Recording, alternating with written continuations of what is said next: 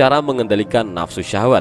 Untuk mengendalikan nafsu syahwat agar tidak menimbulkan perbuatan-perbuatan buruk, maka terdapat beberapa cara yang dapat dilakukan oleh seseorang, yaitu sebagai berikut. Yang pertama, menjalankan puasa. Dengan menjalankan puasa, wajib ataupun sunnah, maka seseorang tersebut juga berlatih untuk mengatur hawa nafsunya. Puasa akan membuat seseorang menjadi terlindungi dari kerusakan akibat nafsu syahwat. Dalam surah Al-Baqarah ayat 183, Allah Subhanahu wa taala berfirman, "Hai orang-orang yang beriman, diwajibkan atas kamu berpuasa sebagaimana diwajibkan atas orang-orang sebelum kamu agar kamu bertakwa." Rasulullah Shallallahu Alaihi Wasallam bersabda, puasa itu adalah perisai, maka apabila seorang dari kalian sedang melaksanakan puasa, janganlah dia berkata rafat ataupun kotor, dan jangan pula bertingkah laku jahil seperti mengejek atau bertengkar sambil berteriak. Jika ada orang lain yang mengajaknya berkelahi atau menghinanya, maka hendaklah dia mengatakan, "Aku orang yang sedang berpuasa.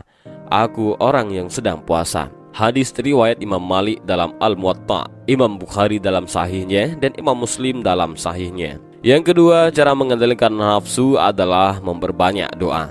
Untuk mengendalikan nafsu syahwat, seseorang dapat memperbanyak doa sebagai berikut. Ya Allah, aku berlindung kepadamu dari akhlak, amal, dan nafsu yang jelek.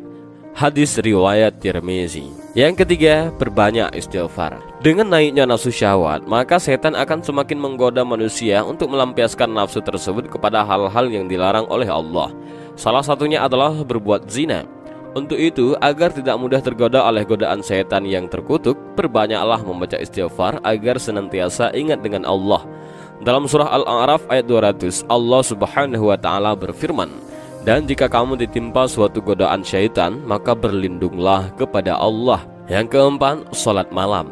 Rasulullah Shallallahu Alaihi Wasallam bersabda, "Sesungguhnya aku biasa tidur dan salat, berpuasa dan berbuka, dan aku menikahi wanita-wanita.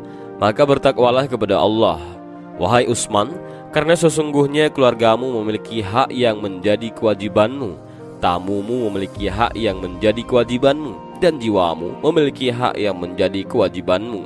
Maka puasalah, berbukalah, salatlah pada sebahagian waktu malam, dan tidurlah pada sebahagian waktu malam." Yang kelima, menjaga pandangan. Untuk mengendalikan hawa nafsu dapat dilakukan dengan cara menjaga pandangan. Menjaga pandangan ini artinya menjaga mata dari melihat hal-hal yang tidak semestinya dilihat, karena akan menimbulkan dosa. Dalam Al-Quran surah An-Nur ayat 30, Allah Subhanahu wa taala berfirman, "Katakanlah kepada orang laki-laki yang beriman, hendaklah mereka menahan pandangannya dan memelihara kemaluannya. Yang demikian itu adalah lebih suci bagi mereka. Sesungguhnya Allah Maha mengetahui apa yang mereka perbuat." Dan yang keenam adalah perbanyak baca Al-Quran. Allah Subhanahu wa taala berfirman dalam surah Ar-Ra'd ayat 37, "Dan demikianlah kami telah menurunkan Al-Quran itu sebagai peraturan yang benar dalam bahasa Arab. Dan seandainya kamu mengikuti hawa nafsu mereka setelah datang pengetahuan kepadamu, maka sekali-kali tidak ada pelindung dan pemelihara bagimu terhadap siksa Allah." Yang ketujuh, berkumpul dengan orang yang soleh. Salah satu hal yang dapat mempengaruhi perilaku seseorang adalah lingkungan pertemanannya. Maka dari itu, berkumpul dan bertemanlah dengan orang-orang soleh agar tidak tergiur untuk mendekati perbuatan-perbuatan yang tidak baik yang dihasilkan oleh nafsu syahwat. Yang kedelapan adalah menikah. Salah satu cara agar nafsu syahwat dapat digunakan secara positif dan justru mendapatkan pahala adalah dengan menikah. Rasulullah bersabda, "Wahai para pemuda, barang siapa di antara kalian yang mampu menikah, maka menikahlah. Karena menikah lebih dapat menahan pandangan dan lebih memelihara kemaluan. Dan barang siapa yang tidak mampu, maka hendaklah ia berpuasa, karena berpuasa dapat menekan syahwatnya." Artinya sebagai tameng. Hadis riwayat Bukhari. Yang kesembilan, mencintai Allah dan Rasul dengan tulus.